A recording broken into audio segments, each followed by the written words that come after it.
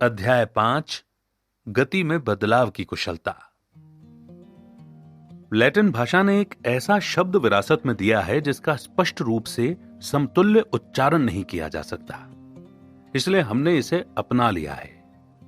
इसके स्वरूप को नहीं बदला गया। यह शब्द है टेम्पो, जिसका अर्थ होता है गति में बदलाव। इसे गति में बदलने में लगने वाले समय के आधार पर मापा जाता है। यही कारण है कि गीत और संगीत की कला में इसका योगदान बेहद सीमित है। लेकिन इसमें कोई आश्चर्य नहीं कि ठोस चीजों में टेम्पो को महसूस किया जा सकता है। इसके अर्थ का सटीक उदाहरण देने के लिए हम कह सकते हैं कि बैलगाड़ी धीमे टेम्पो के साथ आगे बढ़ती है, एक एक्सप्रेस रेलगाड़ी तेज टेम्पो के साथ दौड़ती है। आधुनिक बंदूक बेहद तेज टेम्पो के साथ मिनट के 600वें हिस्से में गोलियां दाग सकती है, जबकि पुरानी मजल बंदूक को दोबारा भरने में 3 मिनट लगते थे। यानी धीमे टेम्पो के साथ गोली दागी जाती थी। सभी संगीतकार इस सिद्धांत को बखूबी पहचानते हैं। आधे स्वर को उठाने में 8 स्वरों को उठाने से ज्यादा समय लगता है। मंच पर प्रभावी पेशकश के लिए टेम्पो की भूमिका बेहद महत्वपूर्ण होती है। यदि वक्ता पूरे भाषण को एक ही स्वर और लहजे में प्रस्तुत करता है, तो यकीनन वक्ता ने भाषण को जोर और बल के सुंदर प्रभाव से वंचित रखा है। बेसबॉल को फेंकने वाला खिलाड़ी, क्रिकेट में गेंदबाज, टेनिस में सर्विस करने वाला खिलाड़ी सभी गति में बदलाव के महत्व को बखूबी समझते हैं। गेंद फेंकते समय टेम्पो में बदलाव किया जाता है।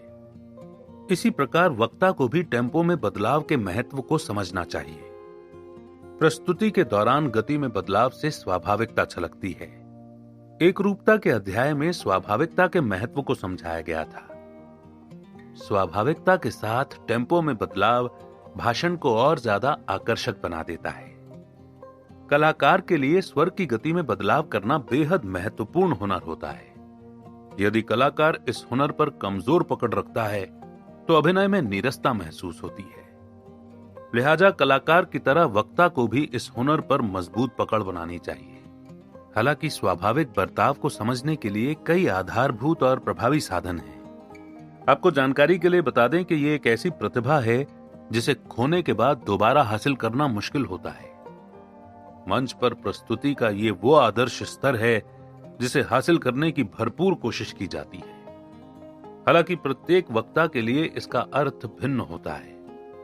इस तथ्य की जानकारी हमें आगामी अध्यायों में मिलेगी। यदि सभी वक्ता और कलाकार अपनी शैली में बदलाव के सिद्धांत को पूरी ईमानदारी से निभाएं, प्रत्येक फुसफुसाहट, कराह, विराम, चुप्पी और तेज स्वर को कुशलता से प्रस्तुत करें, तो निसंदेह परिणाम काफी आकर्षक होंगे। भाषण के दौरान यदि प्राकृतिक अंदाज का तड़का लगा दिया जाए, तो भाषा शैली प्रकृति के सबसे खूबसूरत तोहफे के समान आकर्षक हो जाएगी। वास्तविक कहानियों से प्रेरित लेखक असल भाषा की जानकारी का प्राकृतिक रस संवाद में घोल देते हैं और दर्शकों तक इसका संवाद टेम्पो में उतार चढ़ाव की कला के जरिए पहुंचता है। कल्पना कीजिए कि आप आगे लिखी पंक्ति के पहले वाक्य को धीमी गति यानी धीमे टेम्पो में पढ़ते हैं और दूसरे वाक्य को तेजी से। महसूस कीजिए कि इसका प्रभाव कितना प्राकृतिक या अप्राकृतिक प्रतीत होता है। इसके पश्चात पूरी पंक्ति को एक रफ्तार से पढ़िए। अंतर खुद ब खुद महसूस हो जाएगा। मैं याद नहीं कर पा रहा हूं कि मैंने अपने चाकू के साथ क्या किया। ओह, मुझे अब याद आया कि मैंने चाकू मैरी को दिया था। इस उदाहरण के जरिए यह पता लगता है कि एक ही वाक्य में टेम्पो के बदलाव की जरूरत हो सकती है। जरूरी नहीं है कि शब्द और वाक्य के लिए ही टेम्पो में बदलाव लाना पड़े। लंबी पंक्ति बोलने में भी टेम्पो के बदलाव की जरूरत पड़ सकती है। गति में बदलाव से एक रूपता खत्म होती है। टेम्पो में लगातार बदलाव के जरिए कैनेरी चिड़िया अपने संगीत को अत्यंत कर्णप्रिय बना देती है।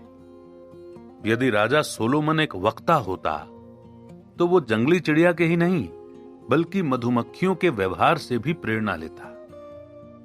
किसी ऐसे गीत की कल्पना कीजिए जिसमें केवल 1/4 स्वर हो। एक ऐसे वाहन की कल्पना कीजिए जो केवल एक ही रफ्तार से चलता हो। गति में किया गया बदलाव प्रभावशाली होता है और दर्शकों को आकर्षित करता है। यदि कोई रेलगाड़ी 110 किलोमीटर प्रति घंटे की रफ्तार से दौड़ रही है तो मुमकिन है कि आप उस रफ्तार पर ध्यान न दें। लेकिन यदि अचानक रेलगाड़ी 20 किलोमीटर प्रति घंटा की रफ्तार पर चलने लगे तो आपका ध्यान जरूर आकर्षित होगा। संभव है कि रेस्टोरेंट में खाना खाते वक्त आपका ध्यान धीमे बज रहे संगीत पर न जाए, लेकिन यदि संगीत की आवाज अचानक तेज कर दी जाए तो आपका ध्यान स्वाभाविक रूप से उस ओर जाएगा। यह सिद्धांत भाषा की कला में भी समान रूप से लागू होता है।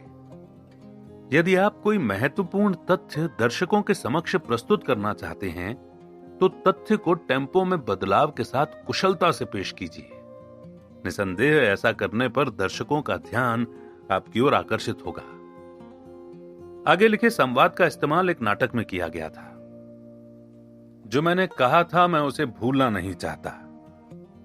मैं चाहता हूं कि आप इस बात को ज्यादा से ज्यादा दिनों के लिए याद रखें।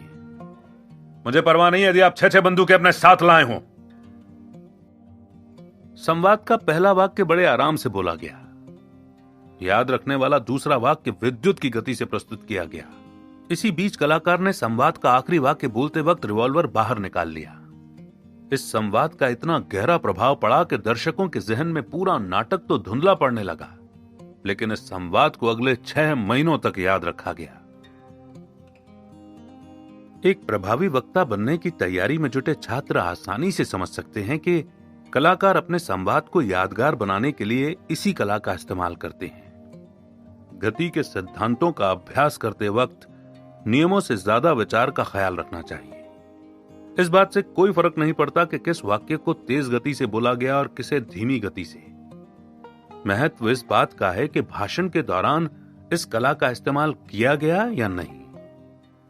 भाषण के दौरान टेम्पो में बदलाव के हुनर का प्रयोग बहुत सावधानी के साथ करना चाहिए। ऐसा ना हो कि आप उत्तेजना में वाक्य को जरूरत से ज्यादा गति दे दें। नए वक्ताओं में यह दोष ज्यादा देखने को मिलता है। श्रीमती सिडोन का यह नियम था कि समय लें।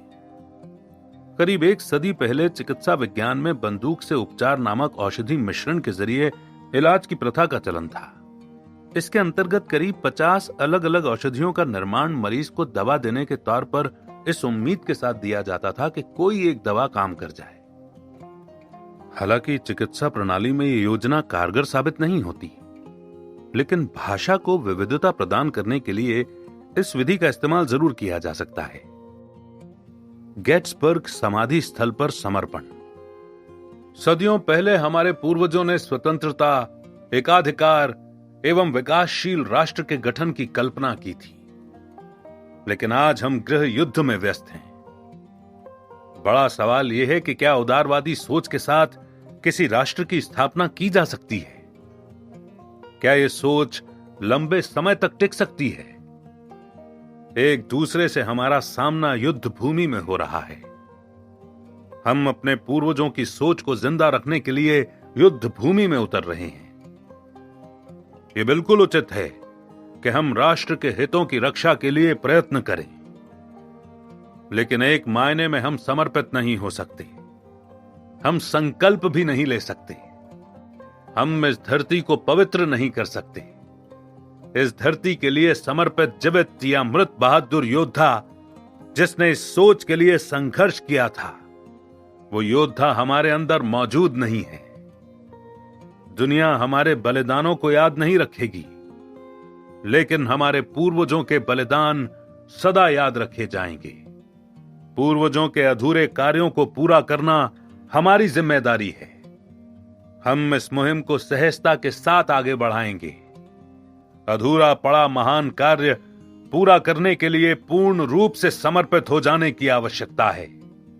पूर्वजों के बलिदान से प्रेरणा लेकर अधूरे कार्यों को पूरा करने के लिए समर्पण की ज्योति जलानी होगी। प्रण लेना होगा कि हमारे पूर्वजों का बलिदान व्यर्थ न जाए। प्रभु की कृपा से हमारे राष्ट्र में फिर से स्वतंत्रता का परचम लहराएगा। जनता के लिए और जनता द्वारा चुनी गई सरकार का फिर से गठन होगा। Abraham Lincoln.